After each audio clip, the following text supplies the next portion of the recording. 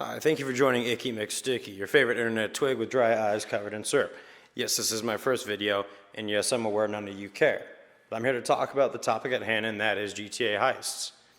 It has taken them 3 tries to get heists at least somewhat right. And I know there's places in the world where people have never heard of video games, and I'm aware that developers actually in the long run will make mistakes. I have a friend who's a video game developer, and it's not a smooth process. Making a video game is a very complicated process, especially when it comes to a big online RPG that GTA actually adopted. I think if I could look at the timeline, I remember we first got the first round of Heist, which had I think 4 or 5 different ones, and it had a number of problems. You always had to have 4 players, and you always had to have 4 good players because these heists were very hard. I think that was one of the big things, is I was always worried about whether or not I was going to be paired with someone good or not. Another big process was actually linearity. It didn't really feel like I had a choice whether I could set up the heist on my own. None of us did.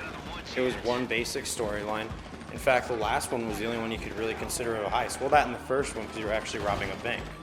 I guess we were kind of skewed on our expectations to what a heist really is. There are another 3 that just required you to steal some items. One stealing doomsday devices and all this other thing. I really don't know, but it wasn't what we really expected. It was linear.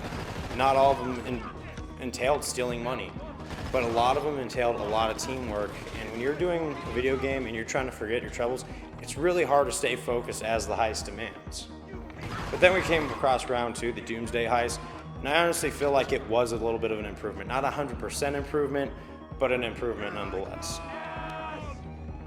I'm going to start off by saying what I'm grateful for and the positives. It did introduce a lot of different vehicles. We had jetpacks, we had underwater cars, we had oppressors that were motorcycles that flew for a short amount of time, and then those got replaced by the Oppressor Mark II, which pretty much became something out of Saints Row 3.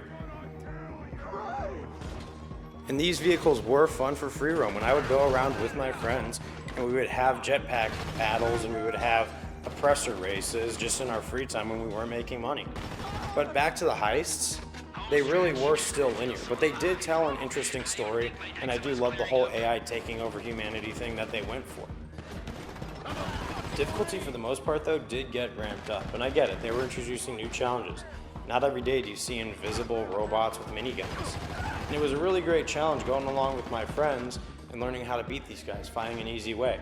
It made us feel like we climbed a plateau in a way, and it was a very fulfilling sense. How finding fulfillment in a video game is very odd. However, the payouts, I really wouldn't say they were worth it. They had bonuses, but after you got those bonuses, you're back to making $300,000 for something of your time that you could have sold enough cars to make double that. It was worth it in the sense where if I were to jump in my friend's lobby and he would need help with a heist, I would no doubt help him out, because that'd probably be another $200,000 that I could use to buy more cars and buy more stocks for the game. But for the most part, I really didn't feel like replaying them as many times as I could. Not even like the last heist. So I guess I would say that was a step down, but they have obviously got some variety going for them. It was kind of one step that you really got to give them credit for, and a good storyline, but the storyline was so long that once you heard it once, you really didn't want to revisit it again. Then came what we actually just recently got, and what inspired me to make this video. The casino heist, and it was actually everything that we wanted the first time. It was how many different ways can you set up this heist? What different methods, what different disguises could you use? Still, the teamwork kind of sat there, but once you got past it and knew how to do every single heist, which kind of all played the same in my opinion, it really was a quick way of making money, and quite nearly as profitable as the Doomsday heists. Same thing, I wouldn't go out of my way to set them up because I never really have been one to set up heists. But if an online friend of me needed me to be there to make some money with him, hey, I'd be there. Like I said, I've never been one to set up heists to begin with. But if I could profit from it, so I could buy things that usually I use to make money, like the CEO businesses and the warehouses, I would definitely be in. I always try and look on the bright side of it this way.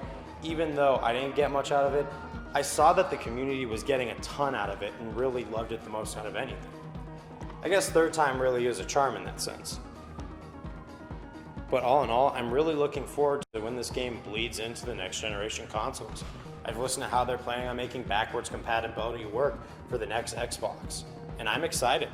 I'm also excited for Grand Theft Auto 6, which they want to announce soon. You keep hearing more leaks and leaks and leaks, but I'm starting to believe it more and more because as time goes on, they are going to have to make a new product to make more money. And this game was a cash cow, one of the most highest profiting games ever. And although you might not like Heist or love it, you could see why. It was the perfect online experience for all of us to get together, either cause mayhem or organize something and make some money. So I want to know your thoughts, not just on Heist, but overall. Was GTA Online the perfect Xbox game? Was it the most popular? Do you think anything that could outdo it? What could they have done better? I don't know. So many questions, but I really want to hear your thoughts.